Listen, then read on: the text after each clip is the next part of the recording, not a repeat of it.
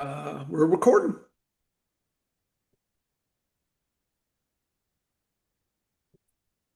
How you doing, everybody? This is Dennis Michelson. Welcome to the science of fantasy football. Why the science of fantasy football? Well, you get a meteorologist and a biologist together.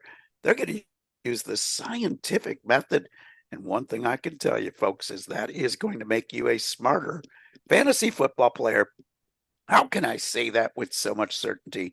Well, it just means we're going to use statistics in a much smarter way. And joining me as does each and every week, he is the fantasy professor.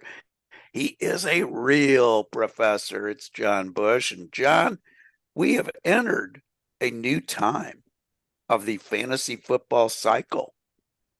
It's exciting. It's the Okay. it's Okay. great leap season in Leap fantasy football. season. We're Okay. we're past the draft hype. We're past all of that nonsense. So we're now in these giant leaps of faith about different players. Mhm. The latest one that I heard that I really liked. Now, I'm not saying Mhm. that this is a that these takes are wrong. What Mhm. I'm saying is they're premature. Any comparison of seventh round draft pick Eli Hendrick from Pittsburgh Mhm.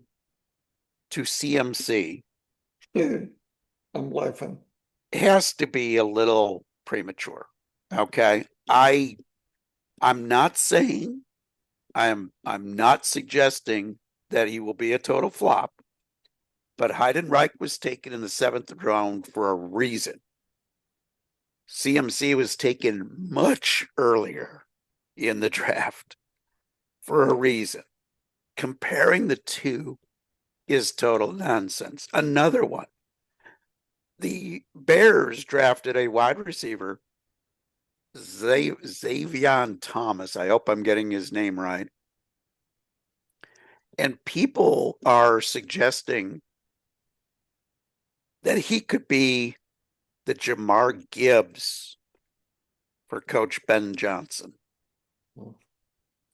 Gibbs was a first round pick, and he was a real running back. Okay. He had spent his entire time in college as a running back. Xavion Thomas was drafted in the third round. He was a wide receiver in LSU. He got some reps in training camp, rookie training camp, as a running back. The only other rookie running backs on the roster right now, folks, are guys they brought in as undrafted free agents. Will he get some reps at running back? Yes. Will he be used out of the backfield? Well, they used last year's rookie wide receiver out of the backfield. So, yes. Is he going to be the next Jamar Gibbs? Probably not. But I will say this: fourth round or fifth round of a rookie dynasty draft, when all the guys that have a good opportunity index are long gone, Mhm. will I roster a guy who might get some background or running back reps, even though he's a wide receiver? Well, remember Tyrone Tracy with the Giants was a wide receiver until his final year at college at Purdue. That's worked out pretty good, right?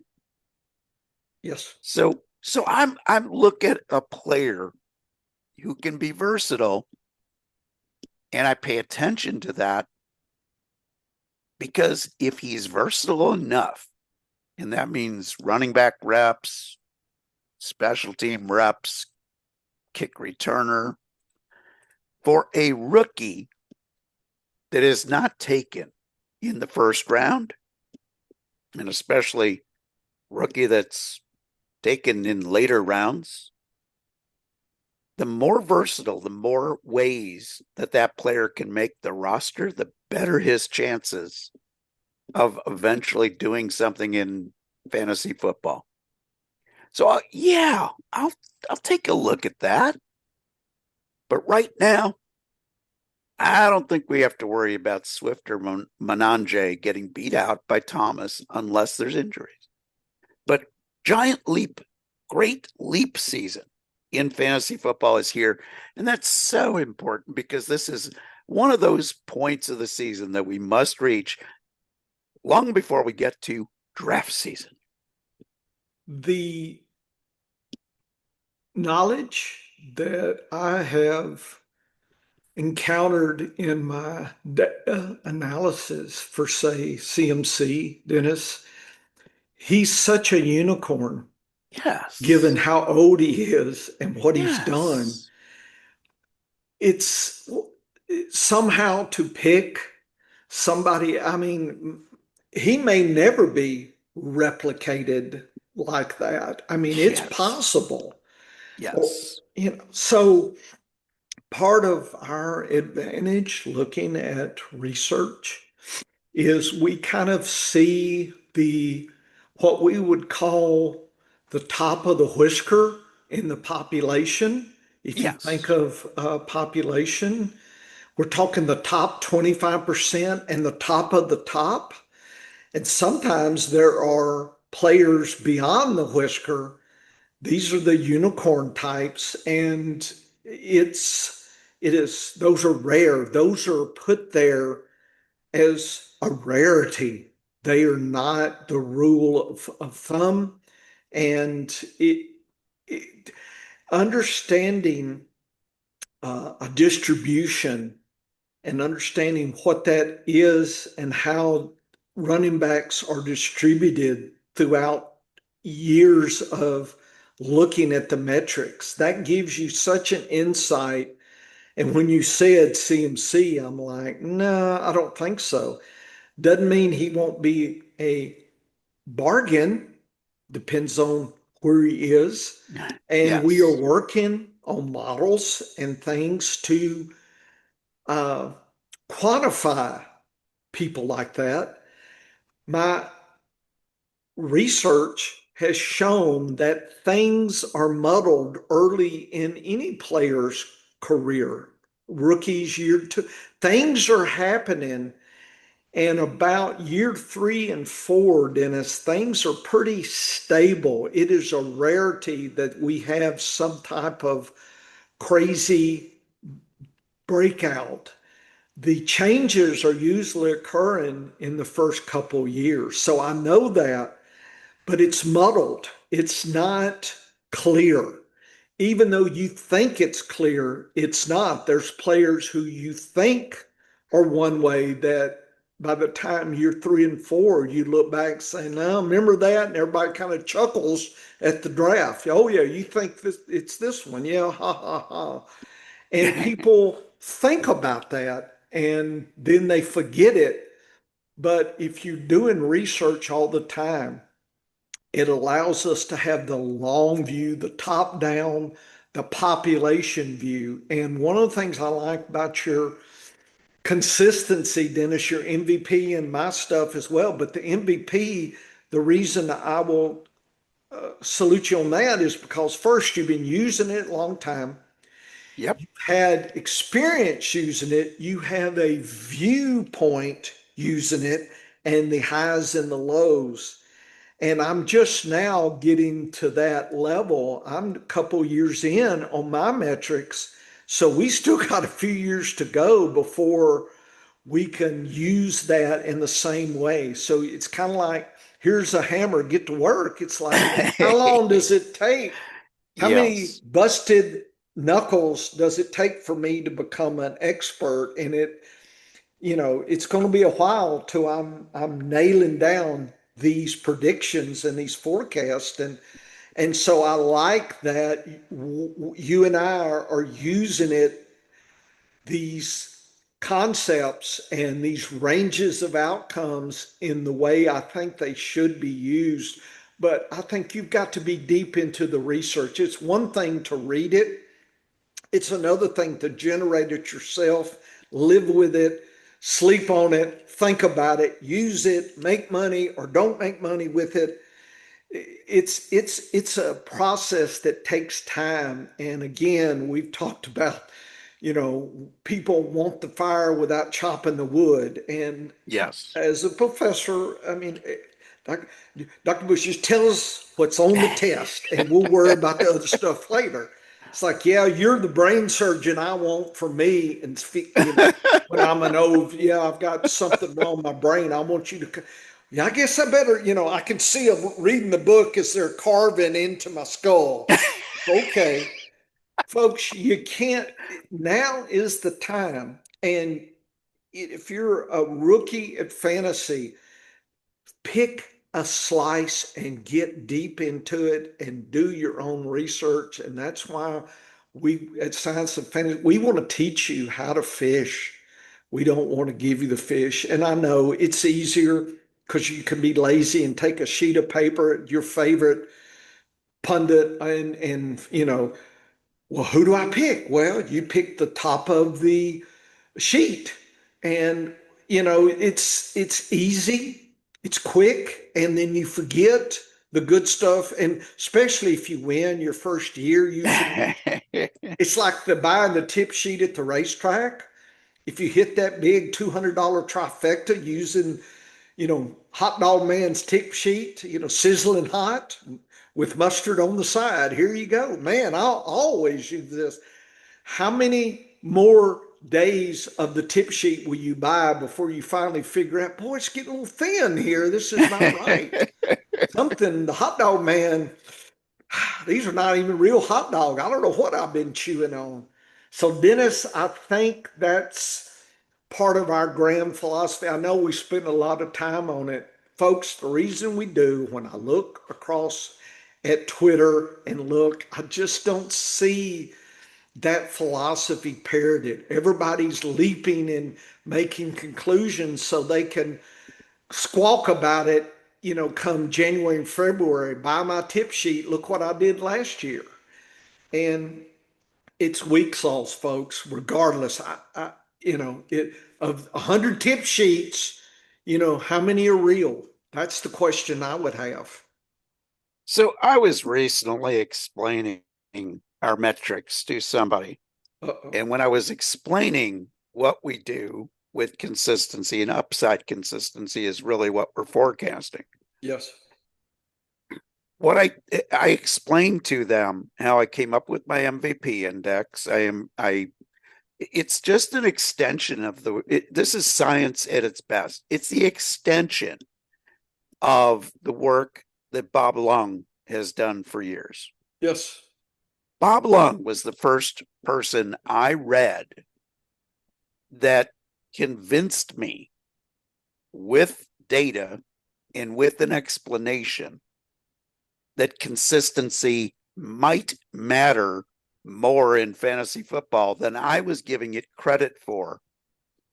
And the biggest thing that Bob did for me was he started giving me a hint as to how to measure consistency and why it was important.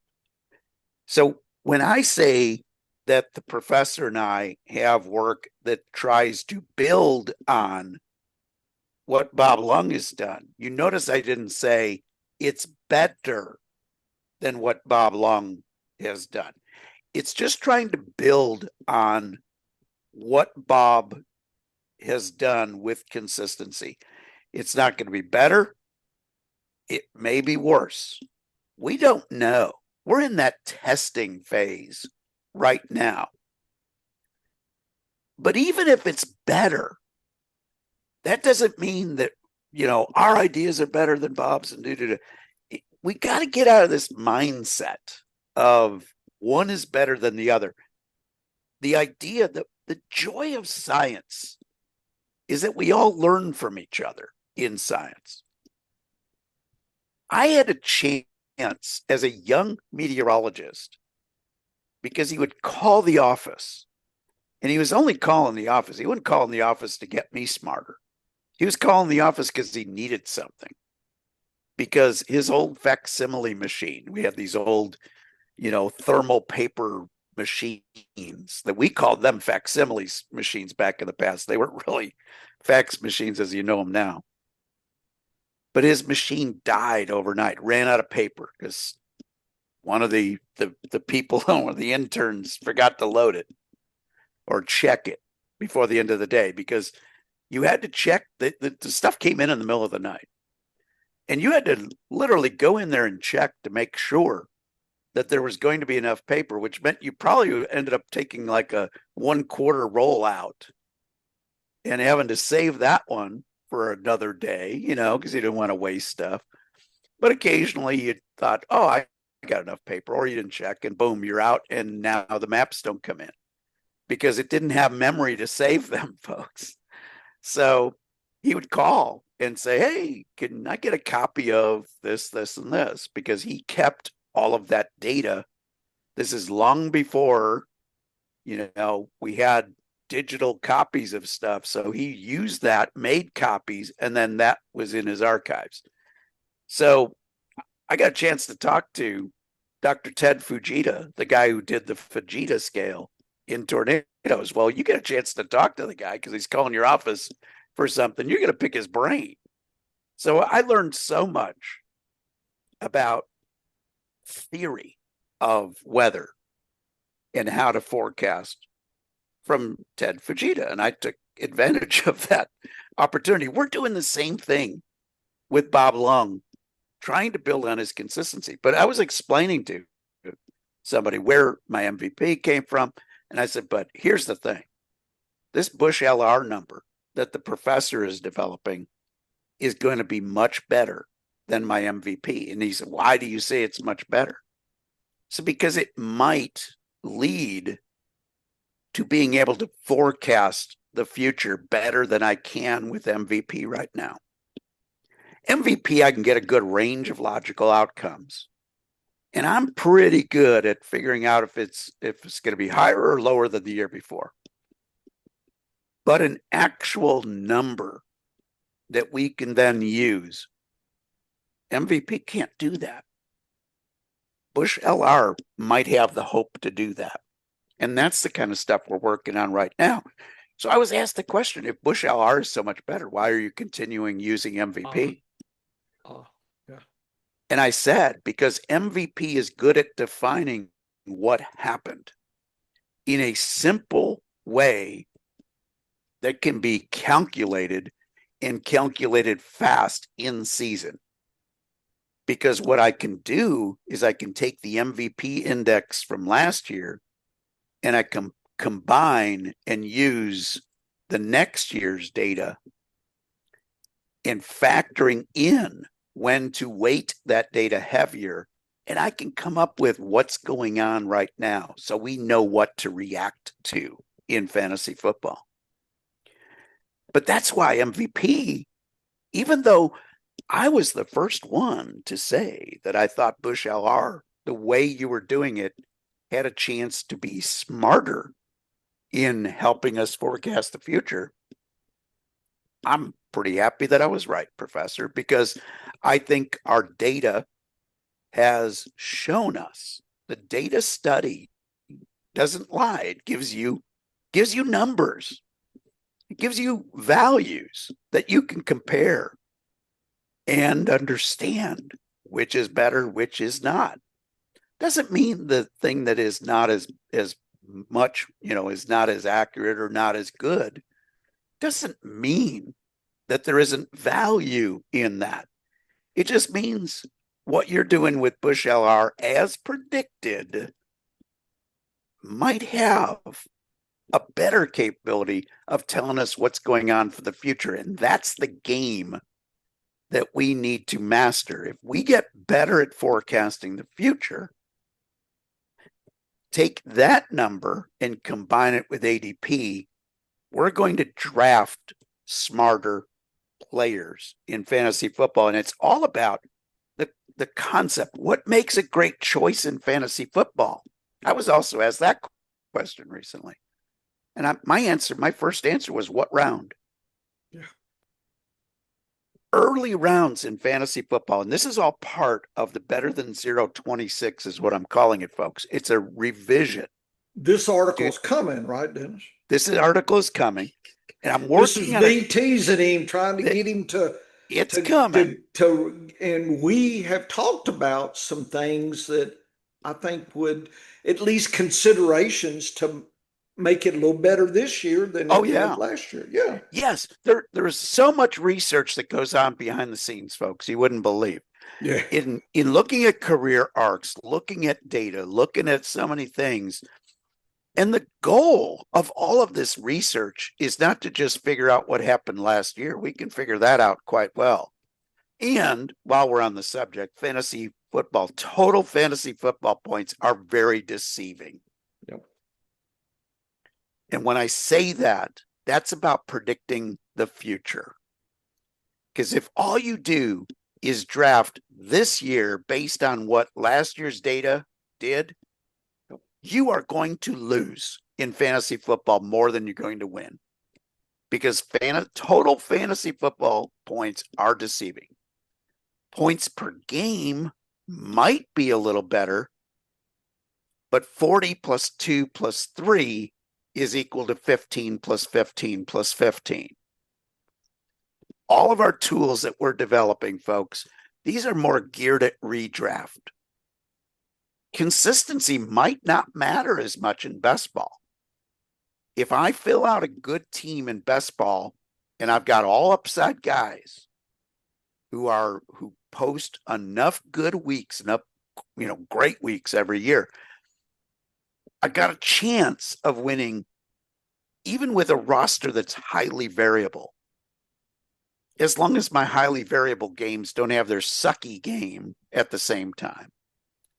But our tools are for redraft mainly. Doesn't mean they're not useful in best ball. It just means that we're trying to figure out the redraft game. That's what we enjoy playing more of. That's where we win our money right now. And our goal is always to win more money. We're greedy. We don't mind saying that. My wife wants to go on more Disney World trips. Yep. So I want to win more money to do that. And our research is aimed at that. But what makes a great choice in fantasy football? If you asked 100 fantasy football analysts that question on Twitter, I think fewer than 10 would ask that question, what round? And that is an indictment of what goes on with fantasy football Twitter, because everybody does want that instant answer.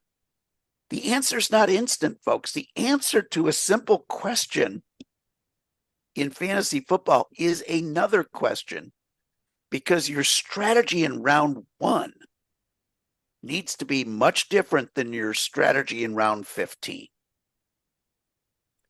Your strategy, if you have the first pick in the draft, is very different than whether you have the 6th or the 12th pick in the draft. It doesn't mean your chances of winning are that much less. It just means your mindset has to be different. Every move at a poker table, every card that you become aware of changes the odds of whether you think you have the best hand or not.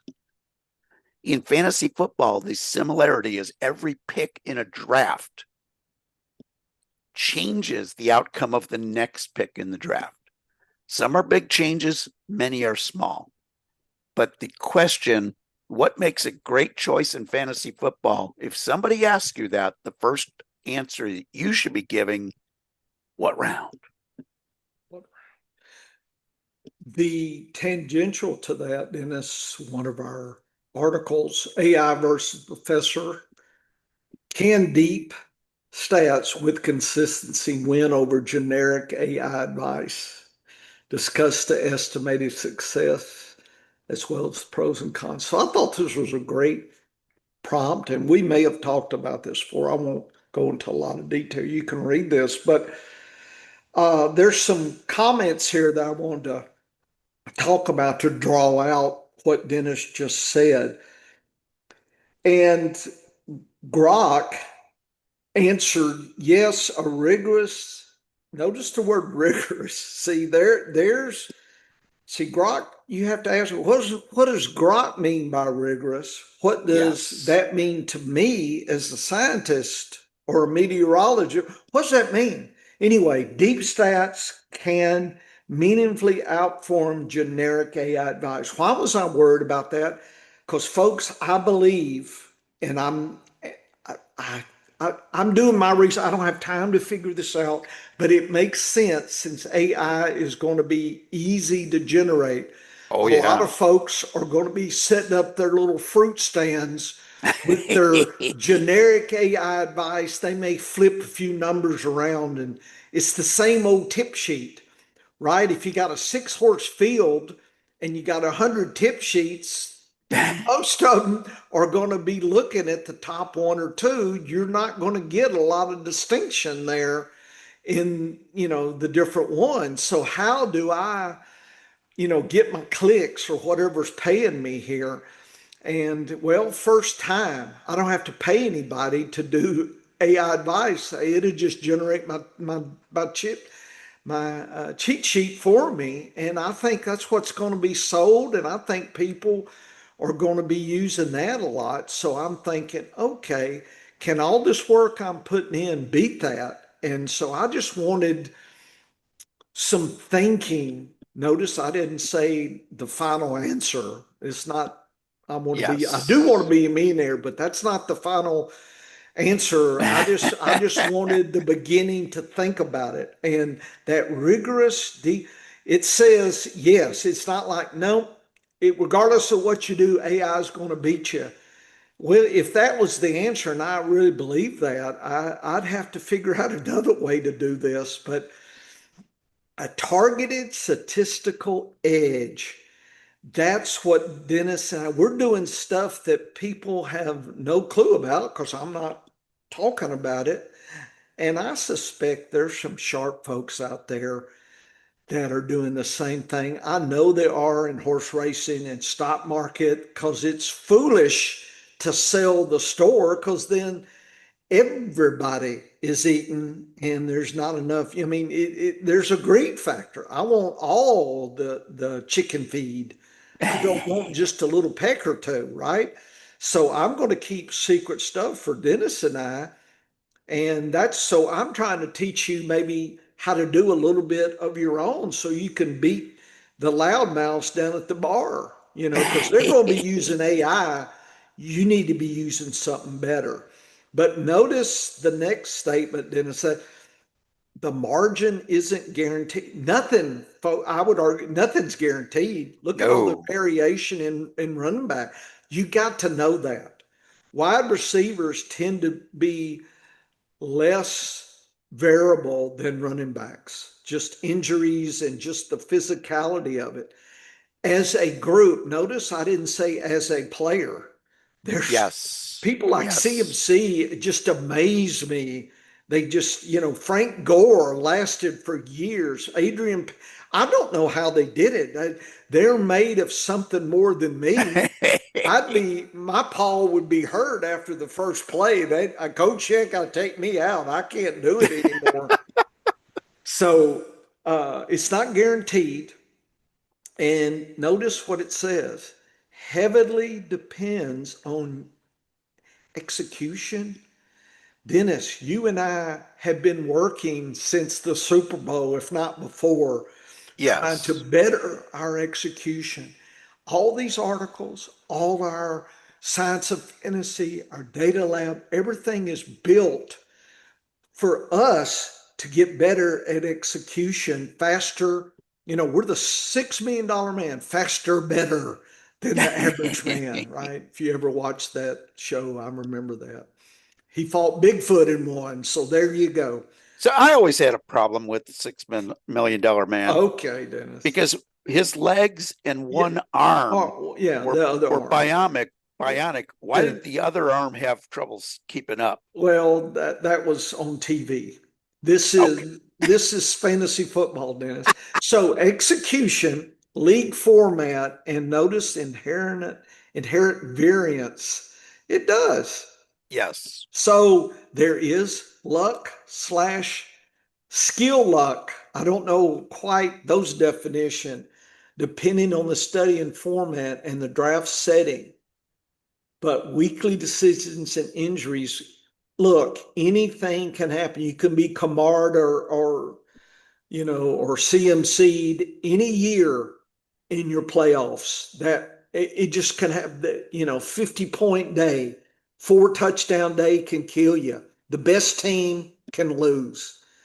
All we can do, and Dennis and I, we consider first success as just making it to the playoffs at a certain Yes. level.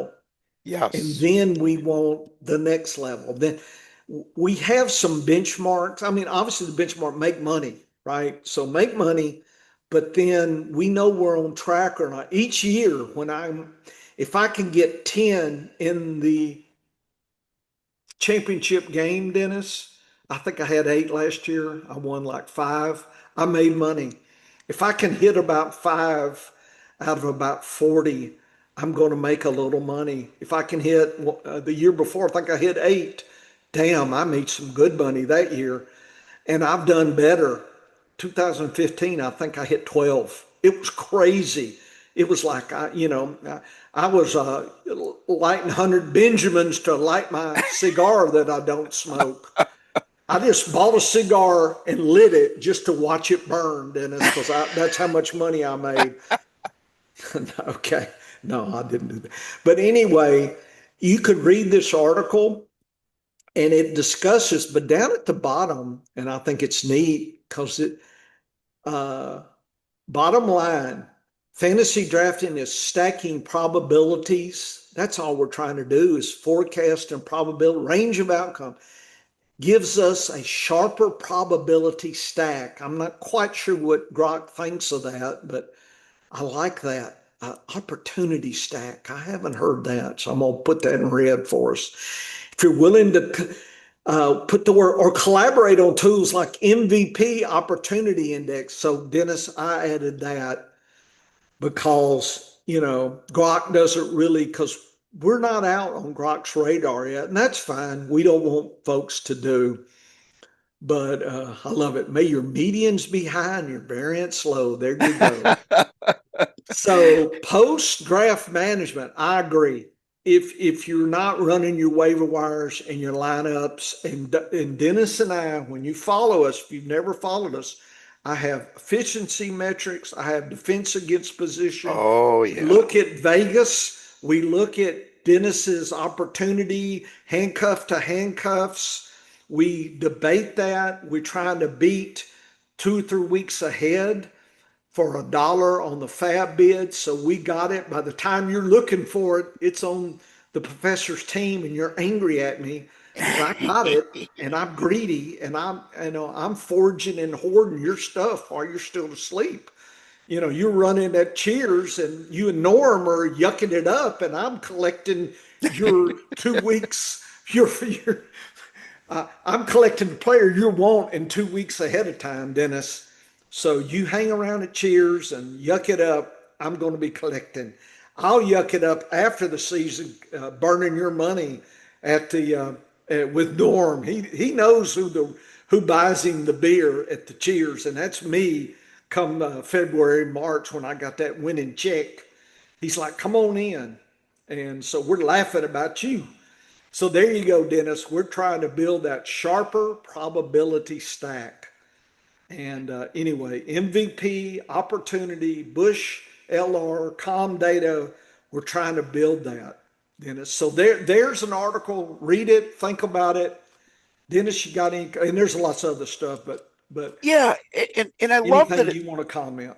I love that common skill luck. I love that term, skill and luck combined together, because that's what fantasy football is all about. When people say, "Oh, fantasy football is all luck," they're wrong. When they say there's no luck in fantasy football, if you're better than I am, they're wrong too. Yeah. Because the luck in fantasy football, there's several layers of It could luck. be 60-40. That's what Gronk is saying, 40% skill, 60 luck. I'm hoping Dennis and I are doing 60-40. That's what I we're think that's what we're trying to do is to shape that probability stack to make it 60-40. If we can do that, we'll collect. I think we're closer to 70-30 most years. And by here's what I mean by that is in fantasy football, there are two concepts that don't get talked about enough. Yes, there's luck, but there are ways with roster strategies, and that's what Better Than Zero is all about. And Better Than Zero 26, I hope, will be even more successful than last year's version. Now, it's always morphing. Better Than Zero is a general guideline for how to draft. But just like Mike Reedy has preached, it's an adaptive style of draft. If I draft 10 teams with Better Than Zero, those 10 teams are probably very unique depending on draft position in that first round. It doesn't mean that Better Than Zero tells you pick 6, draft this player or this player or this player. Every turn of the card in the draft makes you adapt to the next pick that you are going to make. So if you have good roster strategy, this doesn't get talked enough about. Good roster strategy helps you maximize your good luck, and it helps you minimize the damage the bad luck does to your team. So if I lose a running back because of injury, okay, I've already got a plan behind him. Usually, depending on the price of that player behind my starter, I probably have his backup already. Last year, drafted a lot of Swift. I left every draft that I had Swift on with Menange. I left some other drafts where I didn't get Swift. I had Menange. You layer your protection. I was up at the races yesterday, auto race country club. Do you think these guys these are millionaires racing race cars, understanding that bad things can happen. Do you think they got into a race car with just jeans and a t-shirt? No, they're worried about fire. Do you think they just took off their jeans and put on a racing suit? No, they wore flame-proof underwear, flame-proof shirt, and then their driver uniform, and then fireproof gloves or fire-resistant stuff. Not fireproof, but fire-resistant. It buys them time. So if they have bad luck on the racetrack and they get into a bad wreck and the car is on fire, that's the worst thing. That's the worst luck you can have. The driver who just grabbed a racing suit from 10 years ago and put it on, he's at more of a risk for that fire than a guy that has layered his protection and has a brand new racing suit that has not degraded the fire resistance. Smart guys, they all had new driver suits and they all had flame-proof underwear and all this. They layer their protection. They got fire-resistant socks on. They're smart people. They layer their protection. We need to do the same thing in fantasy football. If we layer our protection in the right way, and the other players we added have a shot if injuries happen to somebody else's player. Now I've taken that bad luck that can happen, I've minimized its effect, and I've taken the good luck.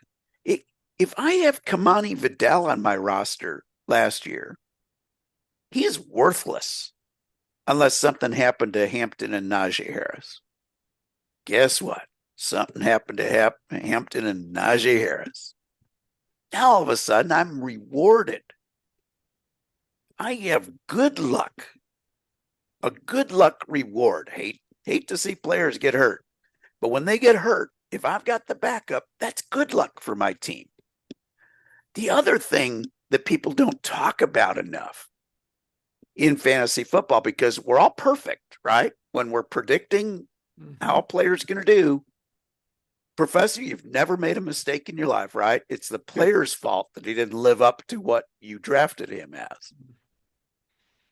We're going to be wrong in fantasy football.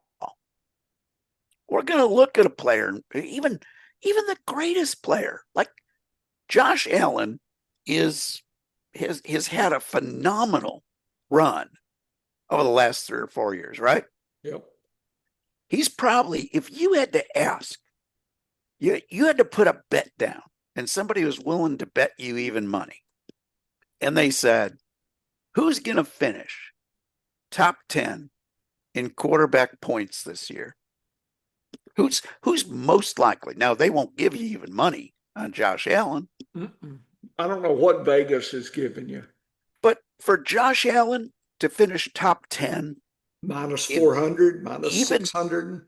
Even in total fantasy points. So you're taking injury concern in. Yep. Josh Allen's a tank. I would take that bet, but that doesn't mean that Josh Allen is the best fantasy football player to have at quarterback in a 1-quarterback redraft league this year, because he could finish top 10 and still cost your team, depending on his ADP. And depending on who you skipped to pick him versus somebody later down. Yes, it's always the cost of replacement. When you take a quarterback and a tight end really early in a draft, in a 1-quarterback draft, Superflex is really different, folks.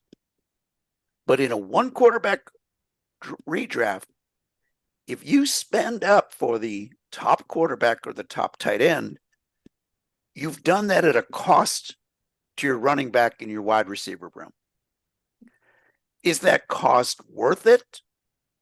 That's the calculation that you have to make. But what I'm saying is, Josh Allen, even though he's a tank, even though he's the most likely quarterback to finish top 10 this year, because he is a tank, he's less likely to miss more games than some other quarterbacks, because he's got the track record. I'm not saying anything crazy here. He's got the track record of playing through injuries, through minor injuries. But I could be wrong on that. Josh Allen could tear a knee week 1 and be done for the season. I lose my bet and I get creamed in fantasy football. We have to build a strategy that allows you to still win when you're wrong about any individual player. And I want to say we need to build a strategy that allows us to win when we're wrong about 3 of our first 7 picks. Are we going to be wrong about 3 of our top 7 picks very often? I hope not. Yeah. Then I'm going to start questioning whether I need to take up Parcheesi instead of fantasy football. Yep. But I want to build a strategy that helps me still get to the playoffs in my fantasy football league. That's all we care about. I don't care if I'm the top team or the 6th place team. Yeah, I'd much prefer be 1 or 2 and get a bye in that first week. But all I care about is making the playoffs. If I can put enough teams in the playoffs, I will win enough money to make me reasonably happy. And I say that's because last year I won enough to make me reasonably happy, not enough to make me ecstatically happy. Yeah. Yeah, I want to win a higher percentage of leagues every year. I know it's not going to necessarily happen. If you plot your ROI over the course of the next 10 years, it's not a straight line up, even if you're getting to be a smarter fantasy football player. Nope. There will be good years, there will be bad years. There were years when zero RB paid you off. Mm-hmm. There were years when elite quarterback, elite tight end paid you off. There were years if you would have been bold enough to pick Travis Kelce in the first round and Mahomes in the second round, you'd have made out like a bandit. I know because I did that in one league just to make a statement. Didn't win the championship in that league. I got Kamara'd. And everybody who's been playing fantasy football long enough knows what that means. I think it was even on Christmas Day or it was Christmas weekend. Yeah, it was not a Christmas gift to me. Yeah. But the key is two things that we got to remember. Build a team that maximizes your good luck, minimizes your bad luck, and a strategy that still lets you win when you're wrong about players, because you're going to be wrong. My goodness, we're going to make mistakes. I have never been perfect at a horse race track of picking all 10 winners in the same day and betting on all 10 winners in the same day. I've never had that happen. It's crazy to think that my top 7 picks in this year's fantasy football draft will all return value versus cost. It's crazy to think I'll hit on all 7. I think I can hit 6 out of 7 regularly. I can hit 5 out of 7 quite often. But I want to be rewarded even when I only hit 3 out of 7. And good strategy, better than 0.26, I think is a good strategy because it's adaptive. It's been proven. We've run the math on a lot of different things. And this year, we're going to have an advantage with Bish LR forecasts that I think are going to give us that little extra edge when we need it the most during the heart of the draft season. But I'm doing a draft right now in FPC. That's where we play a lot of our leagues. And one of the purposes, Professor, is to go through the process of better than 0.26. It's all down on paper. I've got the strategy laid out.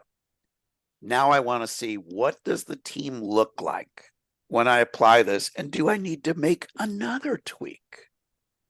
That's what we learn from these experiments. And first draft of the year is an experiment. I decided to do it for real FPPC redraft cash rather than a best ball draft this year is another test, and we'll see how it works.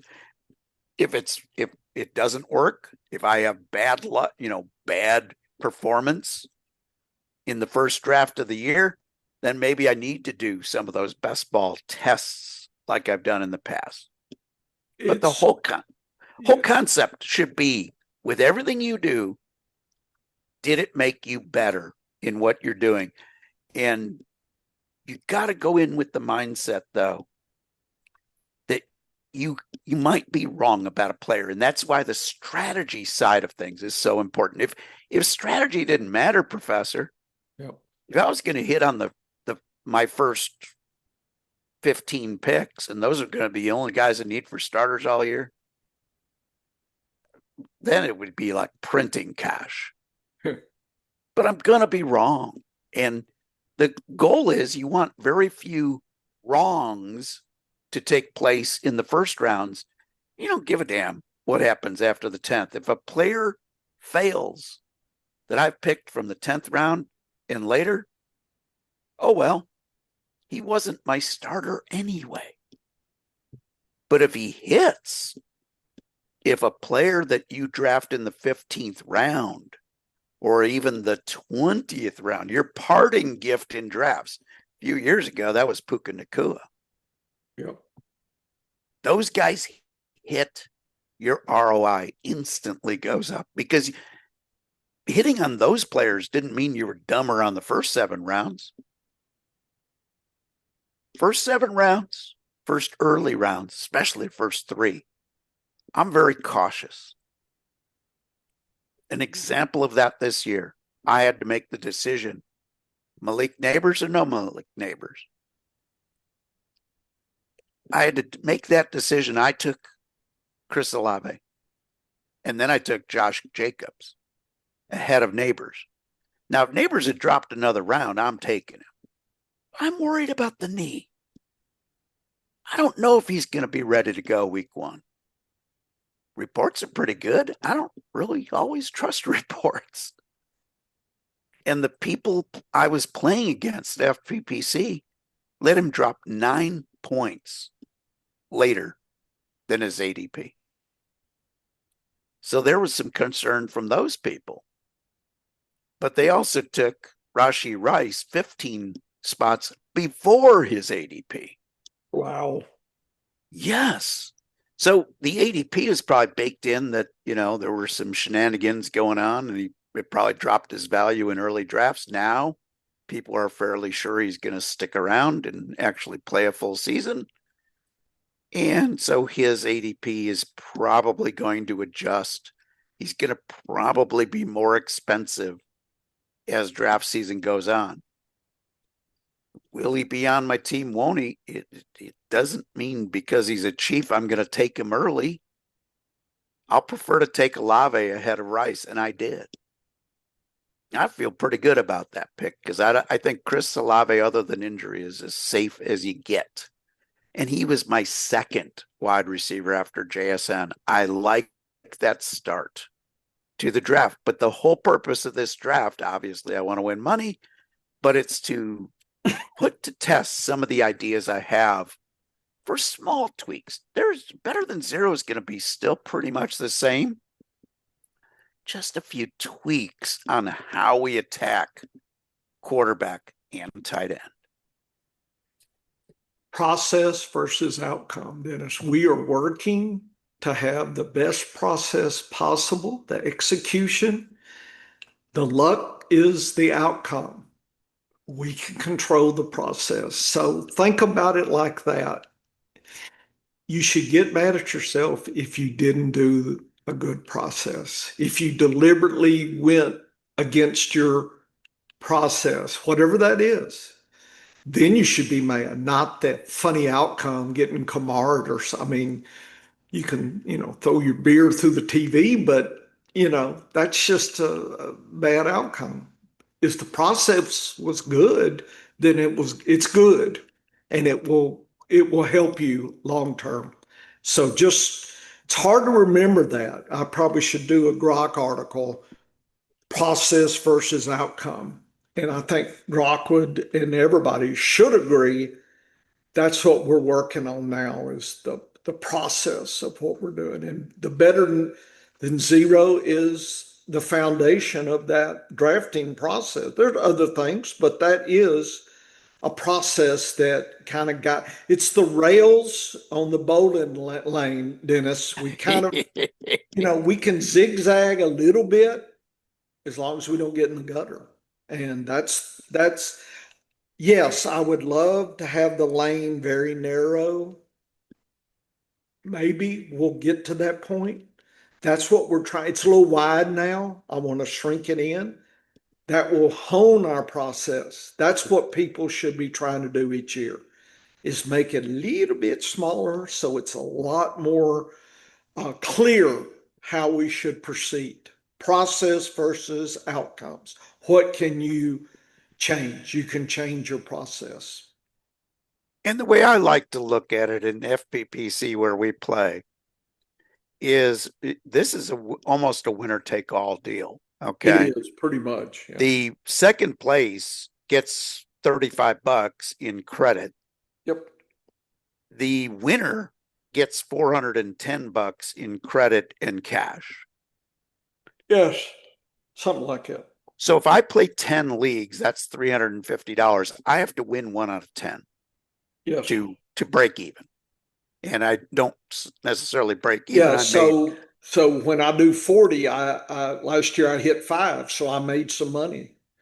you make money if I'm over 10% winners, Yep, I'm winning money. yep, Like I just have to beat random chance. Random chance is 12 chance of winning any given league. yep. I only need 10% to break even. So my goal at the beginning of every year, I want my playoff teams to be 80%. I want 40% to be alive after the first round. Now that some of those teams, they get a bye because I was first or second. And then I want to win 20% or more of my leagues. Doesn't mean that I'm going to be like, that's not going to, that's where I want to be. And I can do that without being perfect. The more we learn, the more we put the luck on our side, the more we maximize our good luck, and the more we minimize our bad luck, and the more we maximize taking advantage of the bad luck of others. So head on over to the scienceoffantasyfootball.com. You can check out all the articles, a lot of cool AI derived articles over there too, folks. Gets you thinking about stuff. Head over to the sportsaffiliation.com. Like and subscribe on their YouTube page. Check out the Data Lab and come on back here for another edition of the Science of Fantasy Football. Get to work, folks.